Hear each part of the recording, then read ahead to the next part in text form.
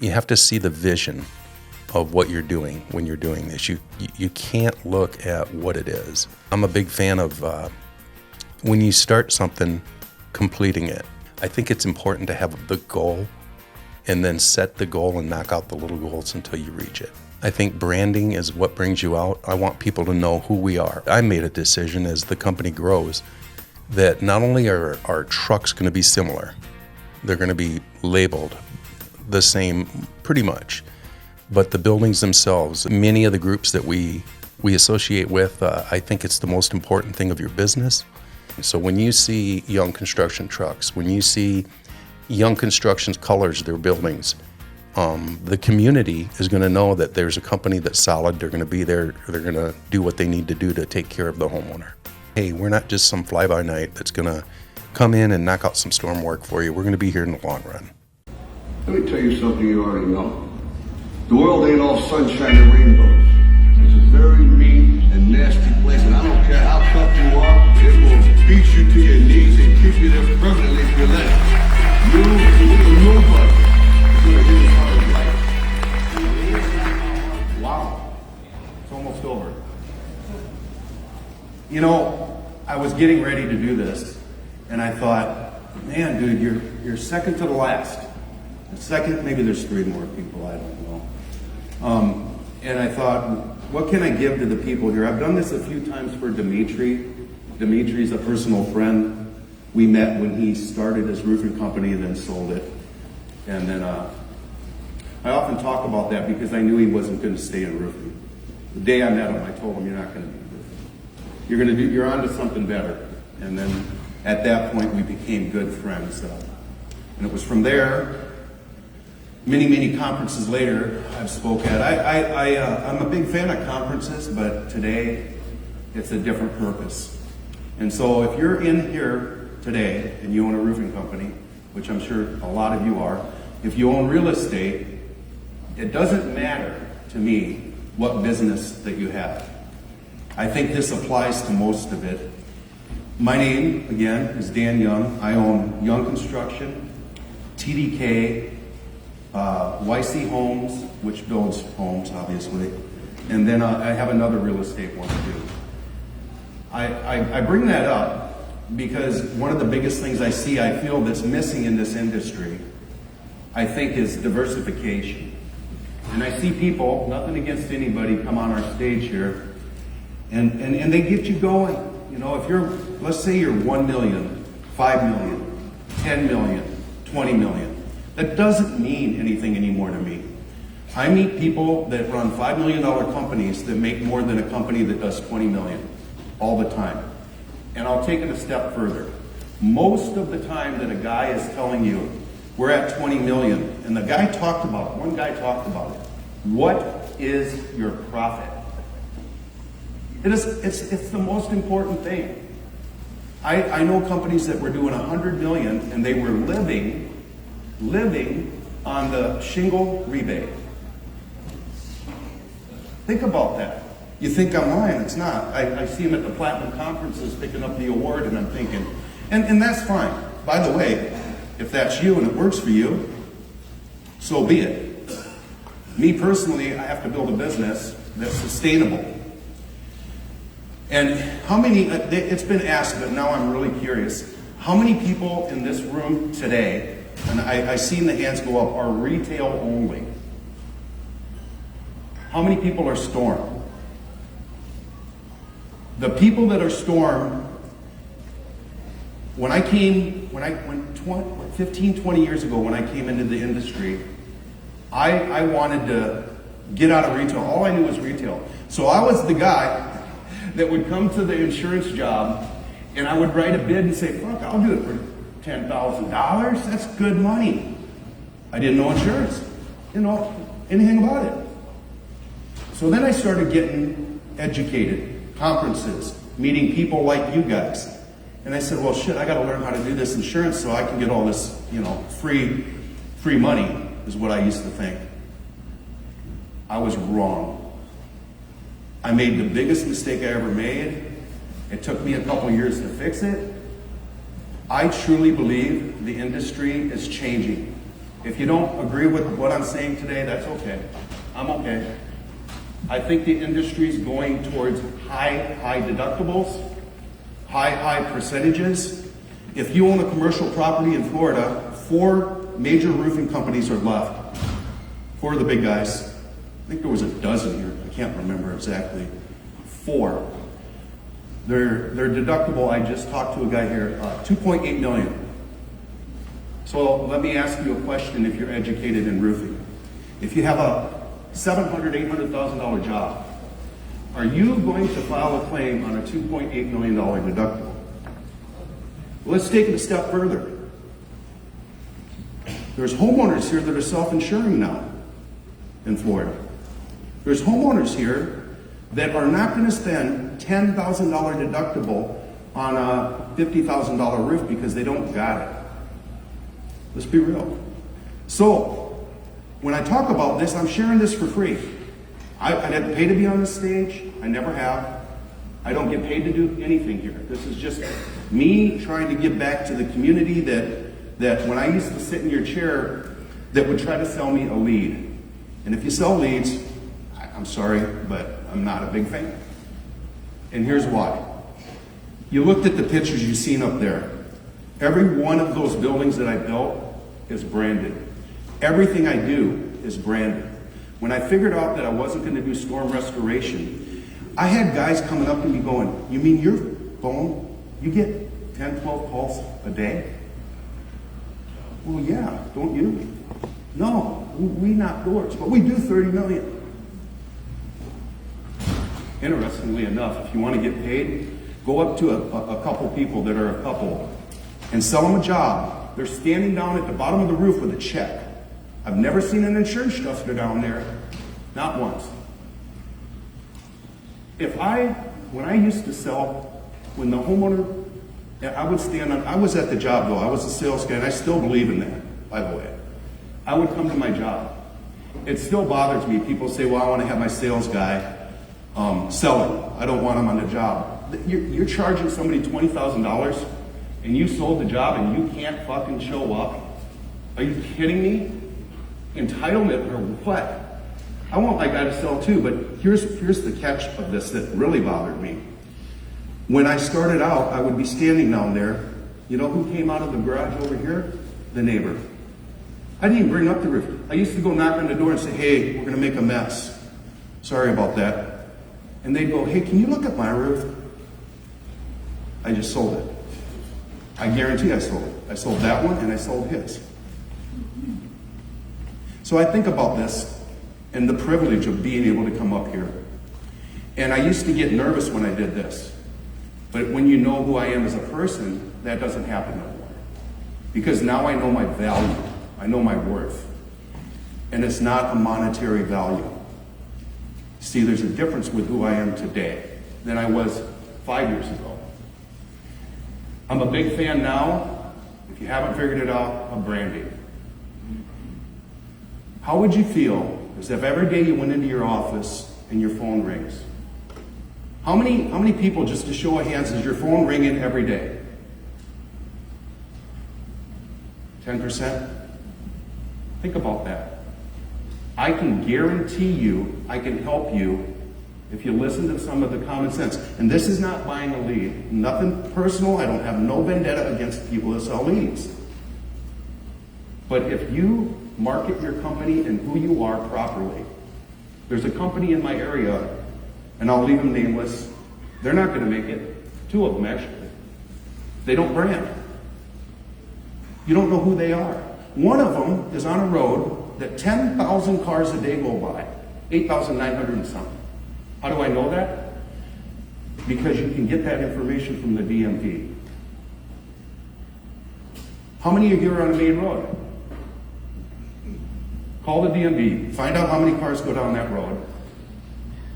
And that's your customer every day driving by. Do you know how many people walk into my office that the wife or the husband said, she's driving me nuts, I need siding. Can you give me a bid? 20 grand, 30 grand, 50 grand driving by every single day. So I never open an office that's hidden, ever. I'm the McDonald's of opening up. My colors are Harley Davidson orange and black. That one guy that was up here did talk, that was a really good point. When I first started out, I had my sign guy, I still use him. He said, do you know how many people pick blue, red? I said, no. He says, a lot. I do the signs. I do the yard signs. So I said, I'm going to do some colors. I said, well, I like Harley Davidson. I like the color orange. So everything I have, I don't have my orange juice. Do I believe in door knocking? As in marketing? Sure. If I send you out, we call it a 6-pack. You know, you go out to a house that has storm damage. If I could give anything to everybody that's in the room where I was, it's a couple things that we're going to cover real quick here. Number one, set your profit. And what I'm going to share here is called nuggets. I'm working on a book, 5 nuggets that you can implement at a conference immediately, because you can't absorb all this stuff, guys. Every one of you that came here will write down a whole bunch of shit, and you'll get home and you'll throw that on the desk, and the wife calls and work starts, and my video guy says, hey, come and look at this, and I don't pick it up. And that's me being honest. So what did I change? How did I come out of that? I started doing a cheat sheet on paper, and I would write down 5 things that I can implement within 6 months to a year. 5. So everybody that came up that I enjoyed, some people I didn't even take a nugget from. Some of them I'd take 1, some I'd take 2. And I'd write down key items. So when I got back, I literally put it in there, and I put it on my computer. It's at me every day, because it's a short list. There's 5 items. And I truly took it to a next level when I said to myself, how do I take these items and make them to where they're easily, if you can't implement it. So then I knew I got to do long term. So then the long term items are the ones that are the harder ones, by the way. Those are the ones that you got to do, and sometimes those drag in. I do find that with the long term ones, if I tell somebody else, if I tell you I'm going to write a book, then the next time I come on stage a year from now, I better have a book. I'm really OCD with accountability. Gary Vee talked about it. Patty got fired. Did you hear that? Fucking fired Patty. And that's the worst thing you do as an owner still today. Now I have to have somebody in the room. I have to have a person over here. It's not the same. When I was working construction, we just said, get the fuck off the job. That's it. Get the fuck out of here. Take your tools. Because it was, roofers. I'm a roofer. I'm in construction. This is how I am now as a business owner. But I didn't graduate from college. I didn't, I'll be honest with y'all, I didn't graduate from high school. I have multi-figure numbers, not to brag. I did do some things with the roofing company that I think some of you that are roofing or doing construction should do, and it's called passive income. I'm a huge fan of that. Here's what I see. I've been doing this for, 23 years for young construction. So I can tell you right now, by a show of hands, how many people been in business 10 years? How many people been in business 20 years? Was there 5 of us?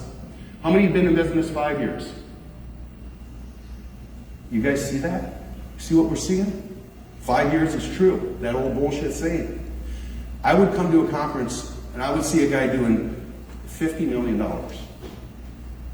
2 years later, they're gone. Why wouldn't you ask yourself why? I did. And I would ask. It's not rumor. It's not, I want to get the gossip.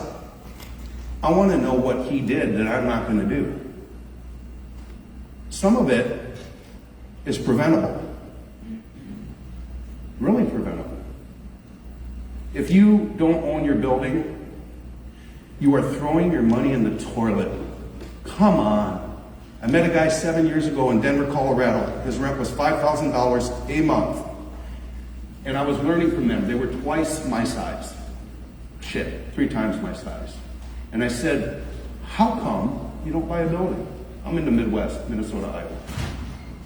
He says, it's too expensive here. And I'm like, you're spending $5,000 a month. Now it would be 15. It's 8 years later, half paid for it. And if you put it under another LLC and your company fails, you don't lose your building. This works with all real estate. You see what I'm getting at? I don't mean take all your money out of your company, but there should be a percentage of investment. There should be a percentage. I take it a step further, as some of you know. I have a 15,000 square foot warehouse.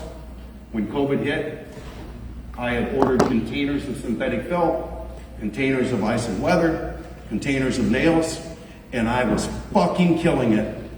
I was essential. That's what the government told me, right? Some of the things I'm giving you, I know you can't do. Look, if you're going to do, by the way, if you're going to do materials, it's almost another company. So don't go do that if you are not ready to start another company, because you have to have an infrastructure to be able to handle that flow. However, if you're saving 70% on synthetic felt and you're doing thousands of roofs a year, I'm a thrifty guy. I like money, and I brand it all. They used to tell me that branding your felt was not too smart, right? You can't see my shit's so orange. If I'm in your neighborhood, you hate me. If there's a wind storm and derecho hit, there wasn't a single townhome house that you couldn't see us. Every neighborhood, great big orange. You could see it we were flying our drones over and sharing it in their neighborhood on social media. You know, the 5-mile radius.